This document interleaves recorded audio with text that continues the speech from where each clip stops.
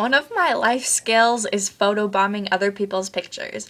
I'm an expert at being in the background of other people's pictures without them knowing it and making weird and embarrassing faces and making their pictures awkward and embarrassing, mainly for me, but it's still just an awkward picture in general.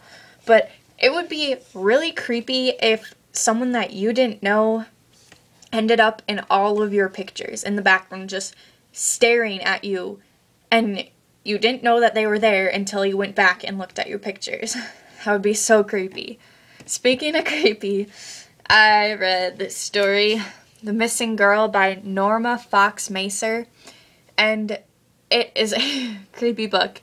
It's about 5 sisters who live a normal life and go to school and stuff, except there's this weird older man who has this weird fascination for them, and he's super creepy. The story is told like partially by the sisters and also by him, and whenever he's talking, it's just like creepy things. Like, it's really scary to think that these things actually could go on in someone else's mind. His fascination for them is just super weird, and I didn't like that part of the story. And then when the girls are talking, it's also just, it's really boring. It's just girls living normal lives, going to school, and when I read a book, I want it to be like exciting and take me into like a different world.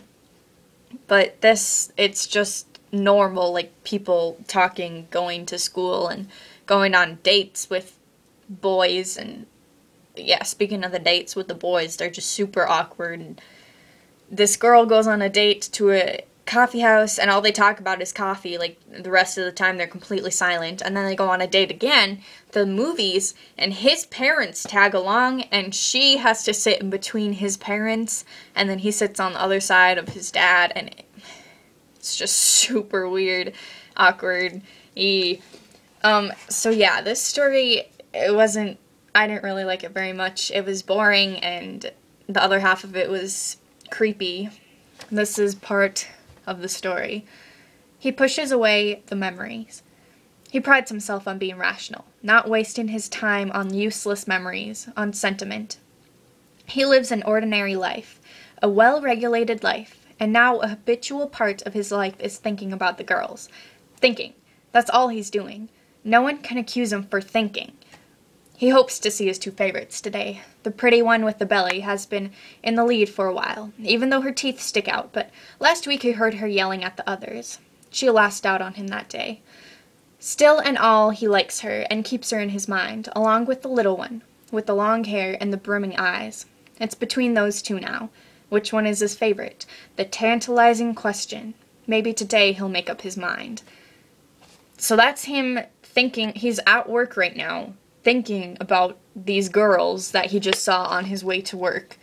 And it's just really scary, creepy, and he thinks that whatever he's doing is normal and fine because he's not acting on it, but it's not. It's scary and not fine, and he actually ends up acting on it, hence the name, The Missing Girl. But even when, like, things start getting better and it goes to the climax, it's still not very exciting. It's just still kind of boring, and I don't know. I wouldn't really recommend this book. It's boring and creepy, and I guess if you like stories about girls being stalked by older men, then this would be a great book for you, but I wouldn't really recommend it. I give it a 3 out of 10, and it's creepy, it's boring, it's not a very good book.